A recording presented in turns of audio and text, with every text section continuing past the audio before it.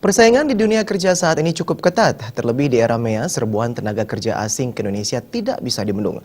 Oleh karena itu, tenaga kerja yang mempunyai kompetensi berstandar internasional, termasuk penguasaan bahasa asing, perlu disiapkan. Persaingan di dunia kerja saat ini semakin ketat, tak terkecuali di bidang kesehatan. Kebutuhan tenaga kesehatan di dalam negeri maupun di luar negeri cukup besar. Menurut Ketua Stikes Advaita Medica, Wayan Surga, kemampuan tenaga kesehatan khususnya di Bali tidak kalah dengan tenaga kesehatan asing. Namun, tenaga kesehatan Bali harus dilengkapi kompetensi lain seperti penguasaan bahasa asing. Kemampuan berbahasa asing menjadi sangat penting bagi tenaga kesehatan yang hendak bekerja di luar negeri. Kalau profesi nas ini sebenarnya peluangnya sangat luas, baik di dalam negeri maupun apalagi di luar negeri.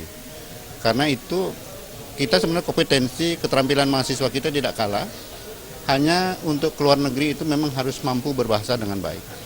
Itu saja tantangannya buat kita.